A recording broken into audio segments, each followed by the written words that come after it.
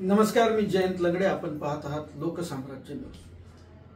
अनेक कंपन्या औद्योगिक वसाहतीच्या माध्यमातून उत्पादन घेत असतात आणि तेथील कंपनीमध्ये काम करणाऱ्या श्रमिकांच्या जीवावर मोठं उत्पादन घेत असतात, लाभ मिळवत असतात. अण्णाभाऊ साठेंनी म्हटलंय की पृथ्वी ही शेषनागाच्या फणावर नसून श्रमिकांच्या घामावर आणि मनगटावर अवलंबून असते आणि असंच काम करणाऱ्या एका कामगारावर साताऱ्याच्या औद्योगिक वसाहतीमधील एका नावाजलेल्या कंपनीकडून अन्याय झालेला. आता ही कंपनी कोणती, हा कामगार कोण, याबाबतची सविस्तर माहिती आपण सामाजिक कार्यकर्ते संदीप जाधव यांच्याकडून जाणून घेणार आहोत. नमस्कार संदीप भाऊ. नमस्कार. आता जो एका कामगारावर अन्याय झालेला आहे आणि त्या संदर्भात तुम्ही तो प्रश्न मार्गी लावण्याच्या उद्देशानं काम करणार आहात किंवा आंदोलनाचा इशारा दिलेला आहे, तर नेमकी ही काय घटना आहे, काय नेमकं कामगाराचं नाव काय, त्या कंपनीचं नाव काय? सदर पीडित कामगाराचं नाव आहे राजाराम रघुनाथ कुचेकर. हा कोरेगाव तालुक्यातील रेवडी या गावचा आहे आणि पोटाच्या उदरनिर्वाहासाठी हा MIDC येथील अमरलक्ष्मी या विभागात राहतो. तर संबंधित हा व्यक्ती, पीडित व्यक्ती हा मूळताच 43% दिव्यांग असल्याने त्याला जी त्याचा शरीराचा जो भाग कार्यरत आहे, कमरेच्या वर जो त्याचा भाग कार्यरत आहे, हात पाय शाबूत आहेत, त्याचे सर्व काही काम करतात, त्याचा 8 वर्षाचा प्रेस मशीनवरचा जो अनुभव आहे त्याचं सर्टिफिकेट देखील आपल्याकडे आज इथं उपलब्ध आहे.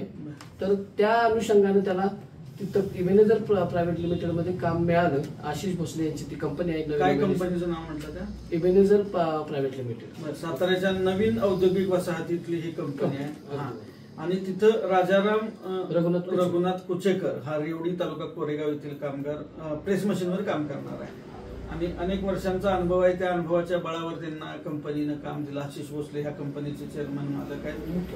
हा, आणि नेमका अन्याय काय झालेला आहे त्या कामगारावर? सदर व्यक्ती ही काम करत असताना सर्वसाधारण दुपारच्या दरम्यान अपघात झाल्याचं त्यांच्याकडून कळते कंपनीकडून की सदर अपघात होत असताना त्या अपघाताच्या वेळेस त्या राजारामच्या डोक्यावर कॅमेरे देखील म्हणजे व्यवस्थापनेने म्हणजे अगोदरच कॅमेरे CCTV झालेला अपघात हा कॅमेऱ्यात कैद झालेला आहे. तर हा अपघात झाल्यानंतर त्याला तात्काळ उपचारार्थ इस्पितळात दाखल करण्याची ज्यावेळेस प्रक्रिया चालू झाली त्यावेळेस त्यांनी सांगितलं व्यवस्थापनेला की माझी बाबा आर्थिक परिस्थिती काही हालाकीची असल्यामुळे तुम्ही मला काही प्रायव्हेटमध्ये नेऊ नका, मला सिव्हिल हॉस्पिटलमध्ये न्या. तर कंपनीच्या मालकाच्या सांगण्यावरून त्यांना माऊली हॉस्पिटल देगाव फाट्यावर जे आहे तिथं नेण्यात आलं आणि त्यांच्यावर उपचार करण्यात आले. तर त्यांनी मालकाने सांगितलं की तुझं जे काही नुकसान झालं असेल ते नुकसान आणि तुला कायमस्वरूपीची नोकरीची व्यवस्था आपण इथं करून देऊ, तू काय पोलिसात तक्रार देऊ नको. त्यामुळे कंपनी मालकावर विश्वास ठेवून त्यांनी कुठलीही पोलिसात तक्रार दिली नव्हती. आणि औषधोपचाराबाबत काय सांगितलं, मग त्याची जबाबदारी घेतली का कंपनीनं? कंपनीतील ज्या दिवशी अपघात झाला त्या दिवशी त्यांचं नाव आहे बघा जगदीश भोसले यांनी त्यांना 4चाकी वाहनातून प्रायव्हेट दवाखान्यात आणलं, तिथं उपचार केले आणि उपचारादरम्यान सर्वसाधारण ऑपरेशन आणि औषध उपचार याच्यासाठी सर्वसाधारण 16,000 रुपये खर्च हे जगदीश भोसलेने केले आहे. राजाराम यांना मान्य आहे. ते कोणी केले तर आजपर्यंत ते असं म्हणतायत राजाराम की हे देणे आम्ही जगदीश भोसले यांना लागतोय. तर ह्या गोष्टीवर ठाम असताना त्यांनी सांगितलं की बाबा तुझा पगार राहिलेला, डॉक्टरच्या सल्ल्यानुसार त्यांनी 6 महिन्याचा आराम केला आणि वारंवार मध्ये आधी जाऊन सुद्धा ते त्यांच्या पगाराची आणि नुकसान भरपाईची मागणी करत असताना 2 वेळा 3 वेळा त्यांनी आशिष भोसले यांनी सांगितले की तुम्हाला या कंपनीच्या माध्यमातून काहीतरी नुकसान भरपाई दिली जाईल, पण आता मार्च एंडिंग चालू आहे, अशी वारंवार वेगवेगळी कारणं सांगत त्यांना टोलवत 6 महिने घालवले त्यांनी. म्हणजे एखादा कर्मचारी जोखमीच्या ठिकाणी जर काम करत असेल तर त्याचा इन्शुरन्स केला पाहिजे किंवा त्याला योग्य ती सुविधा दिली पाहिजे, त्याला कोणत्याही प्रकारची हानी होणार नाही याची काळजी संबंधित कंपनीच्या मालकांनी आणि मनुष्यबळ व्यवस्थापनाने घेतली नव्हती आणि त्यामुळे हा अपघात उद्भवला आणि कर्मचाऱ्याची मागणी असूनही सिव्हिल ऐवजी खाजगीमध्ये उपचार केले. माऊली हॉस्पिटल नावाचं देगाव फाट्यावरचं हॉस्पिटल आहे, तिथं त्यांनी उपचार घेतले. मात्र त्यांनी जे आश्वासन दिलं होतं की बाबा तुमच्या शेवटच्या गोळीपर्यंत, म्हणजे औषधाच्या शेवटच्या गोळीपर्यंतचा खर्च आम्ही करू, तर ते आश्वासन आशिष भोसले यांनी काही पाळलेलं नाही. तर याबाबत नेमका जो अन्याय झालेला आहे संबंधित कामगाराला, त्या कामगाराला दरडोई पगार मिळत होता, म्हणजे हजेरीवर मिळत होता पर डे, असं का? बरोबर. राजाराम कुचेकर यांना सर्वसाधारण 300 रुपये हजेरी होती, म्हणजे 9,000 रुपये दरमहा 9,000. मग 300 रुपये हजेरी ही किमान वेतन कायद्यानुसार मिळत नव्हती. म्हणजे यामध्ये किमान वेतन कायद्याचं उल्लंघन कंपनीच्या मालकांनी केलेलं आहे. आणि त्यांचा पगार पाहिला तर सर्वसाधारण 300 रुपये गुणिले 30 दिवस 9,000 रुपये दरमहा पगार होतोय. मग त्या पगाराच्या अनुषंगाने त्यांनी मागणी केली त्यांना की बाबा असा असा माझा पगार द्या आणि माझं जे काही नुकसान भरपाई आहे तर ते द्या. मग शेवटी चिडून जाऊन ज्या दिवशी हा वाद झाला तर त्या दिवशी कंपनी मालकाकडून त्यांना जातीवाचक उद्गार काढले गेले. त्यामुळे त्यांनी रितसर पोलिसात अॅट्रॉसिटीचा गुन्हा दाखल केला. हा कुठं? सातारा शहर पोलीस स्टेशन. पोलिसांनी काय सहकार्य केलं या बाबतीत? किंवा पोलिसांनी खूप चांगलं सहकार्य केलं. अॅट्रॉसिटीचा गुन्हा दाखल करून घेतला.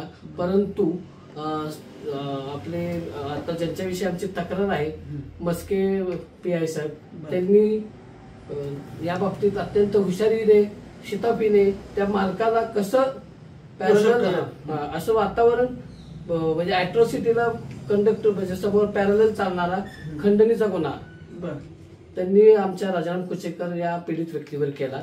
ज्या व्यक्तीला स्वतःच्या पायावर उभं देखील राहता येत नाही अशा व्यक्तीवर तुम्ही खंडणीचा गुन्हा दाखल करता आणि तोही खंडणी कशी मागतोय हे स्वतः तोंडाने मला साहेबांनी सांगितलं की म्हणजे तो माझ्यासमोर म्हणत होता 20 लाख रुपये तो खंडणी मागतोय. आणि त्याला बोलण्यासाठी उत्सुक साहेबांनीच केलं की तुला काय पाहिजे.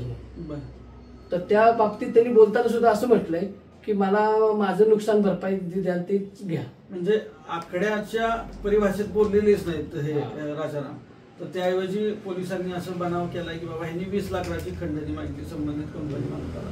मग आता या प्रश्नी नेमकं तुम्ही कुणाकडे तक्रार केली आजवर? हा प्रकार झाल्यानंतर त्यांनी कामगार आयुक्ताकडे राजाराम कुचेकर यांनी तक्रार दिली होती. पण त्यांच्या तक्रारीला केराची टोपली ही कामगार आयुक्तालयाकडून दाखवली गेली. त्यानंतर ते माझ्याकडे दयेची याचना घेऊन एका जवळच्या मित्राकडून आले. त्यांनी मला तक्रारी अर्ज दिला की मला या बाबतीत आपण योग्य तो न्याय मिळवून द्या. तुम्हाला कामगारांविषयी जे काही ज्ञान असेल, जे काही तुमच्याकडून माहिती आम्हाला मिळाली तुमच्या बाबतीत, त्यामुळे तुम्ही आम्हाला न्याय देऊ शकता. त्यांच्याकडून लेटर घेऊन तसं लिहून घेतलं आम्ही, सर्वाधिकार त्यांची घेतली आणि त्यानंतर कंपनीशी पत्रव्यवहार चालू केला. आता तुम्ही नेमकं कोणत्या संघटनेच्या माध्यमातून हे आंदोलन करणार आहात किंवा ह्या विषयाला वाचा फोडण्याचा प्रयत्न करता? आता नुकतीच आम्ही सर्वसमावेशक अशी प्रज्ञासूर्य बहुउद्देशीय सामाजिक संस्था जी सर्व स्तरावर काम करून लागलेली आहे, या संस्थेच्या माध्यमातून आपण या पीडित व्यक्तीला न्याय देण्यासाठी कामगार आयुक्ताकडे पत्रव्यवहार केलेला आहे. आणि जो विषय मागाशी आपण बोललात की 20 लाख रुपये खंडणी, तर या गोष्टीचं मी निश्चित स्वरूपात पुन्हा एकदा हे सविस्तर सांगतो की 300 रुपये त्याला हजेरी होती. 300 गुणिले जर आपण 30 दिवस केले तर 9,000 रुपये हजेरी होती. त्याचं वयवर्ष 39 आहे. वयाच्या 58व्या वर्षापर्यंत म्हणजे उर्वरित वय जर त्याचं सर्व्हिसच्या दृष्टिकोनातून धरलं तर 19 वर्ष गुणिले 9,000 जर आपण गुणाकार केला तर तो निश्चित स्वरूपात 20,52,000 इतका येतो.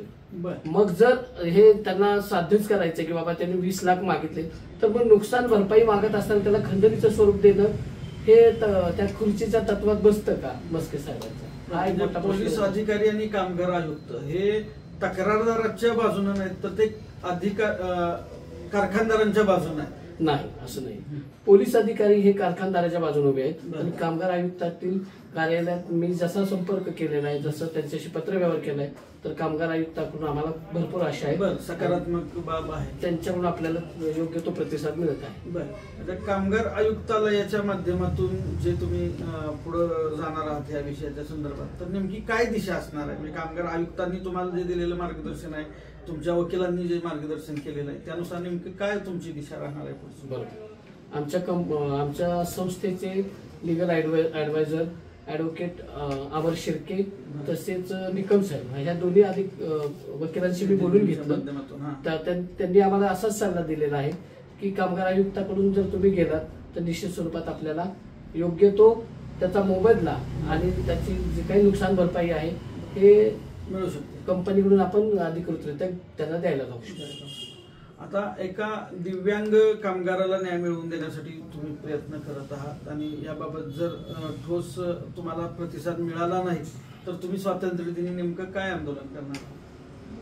निश्चित मी सांगितलेलं आहे की 2-3 विषय घेऊन येत्या 15 ऑगस्टला म्हणजे स्वतःच्या पदाचा गैरवापर करणाऱ्या पालकमंत्र्यांना फक्त काही म्हणजे स्वतःच्या वडिलांचं ज्यावेळी स्मारक उभं करायचं छत्रपती शिवरायांपेक्षाही ते स्मारक उंचीवर होते. छत्रपती शिवरायांच्या कीर्ती आणि शिवाजीराव देसाई यांची कीर्ती यांच्याशी जी तुलना करण्याची जी त्यांनी धारिष्ट दाखवलेलं आहे ते धारिष्ट आता जे ग्रामपंचायत कर्मचारी आहेत त्यांचे एकेकांचे 5-5 महिन्यांचे पगार थकलेले आहेत. काही लोकांचे बऱ्याचशा योजना ज्यांची पिळवणूक होते अशा लोकांच्या पाठीशी जर पालकमंत्री उभे राहिले तर निश्चित ते सकारात्मक ठरू शकेल आणि अशा लोकांना न्याय मिळवून देण्यासाठी त्यांनी आपली लाल दिव्याची ताकद वापरावी, पालकमंत्री पदाची ताकद वापरावी हे तुमचं मागणं आहे. केवळ सायरन वाजवत फिरू नये अशी पण तुमची अपेक्षा आहे किंवा झेंडा फडकवायचा आहे त्यांना तर पालकमंत्री म्हणून त्यांना मान आहेच. मात्र तो मान घेत असताना त्यांनी जनतेची तळमळ जनतेचे प्रश्न सोडवावेत ही तुमची अपेक्षा आहे. निश्चितच दिव्यांग बंधू आपले राजाराम कुचेकर यांना न्याय मिळवण्यासाठी तुम्ही करत असलेले प्रयत्न असतो ते तुमच्या आंदोलनाला यश मिळावे यासारख्या सदिच्छा. धन्यवाद. जय भीम, जय शिवराय, जय श्रीराम.